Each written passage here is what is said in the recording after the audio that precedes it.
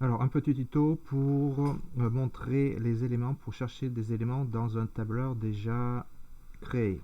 Donc, je vous montre la version finale. Donc ici, si je veux chercher un élément, comme exemple un bac acier, si je peux jouer sur plusieurs paramètres, donc 0,75, 0,88, 1 mm, vous voyez ici, donc il prend la valeur. Une fois que j'ai choisi mon bac acier, il prend la valeur pour une descente de charge, exemple, en décanewton, 9,3. Donc ce petit tableau, il est renvoyé pour chercher les valeurs que j'ai déjà incrémentées dans un autre tableau à côté. Alors, je vous montre comment faire ceci. Donc, ça permet de valider les compétences C7.4.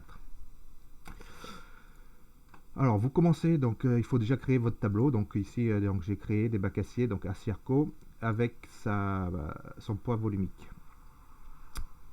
Son poids surfacique, pardon. Son poids surfacique. Alors, comment déjà chercher ici, avoir une module de choix.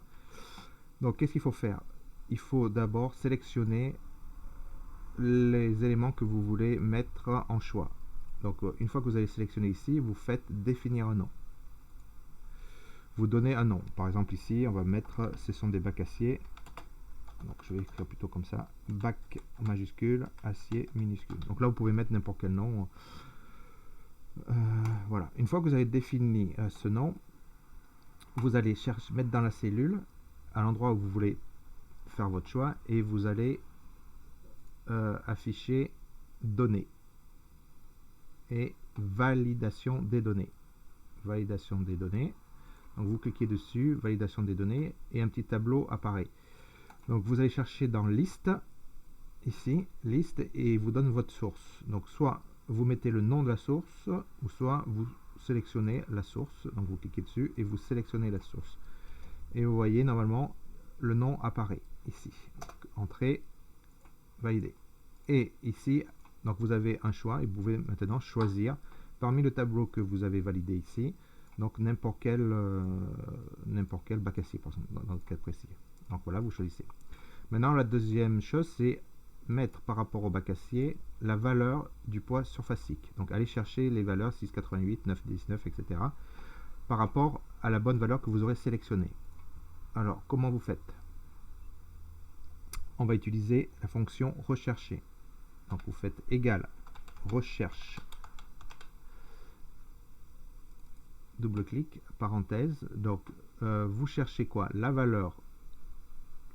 Cherchez, donc c'est cette valeur là, donc c'est la cellule qui est juste avant, donc là c'est 5, point virgule, donc la formule elle est là, point virgule, et vous créez votre matrice. La matrice doit obligatoirement prendre les valeurs cherchées, donc le nom, et avec ces valeurs. Donc vous cliquez l'ensemble de ces valeurs, sinon ça ne va pas marcher. Entrée. Donc vous voyez ici, pour 1 mm, donc il est parti chercher la valeur 9,3. Donc je change, 0,75, il prend bien 6,98. On en fait une autre là, 1,25, il part sur 11,63. Donc là, il y a 4 valeurs, mais vous pouvez en mettre un paquet, une dizaine, une quinzaine, une vingtaine, une trentaine, autant de valeurs que vous pouvez. On peut faire ensuite la même chose pour, juste après, j'ai déjà fait un petit peu en avance, par exemple pour des isolants.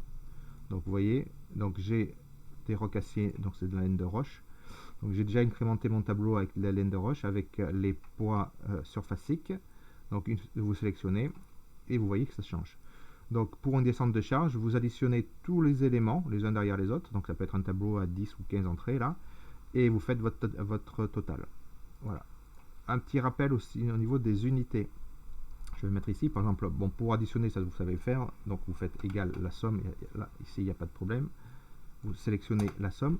Mais ici, vous voyez, j'ai mis des décanewtons par mètre carré. Alors, comment on fait pour faire apparaître des décanewtons par mètre carré? Vous allez dans format de cellule, personnaliser, et vous allez rentrer donc cette valeur ici, là.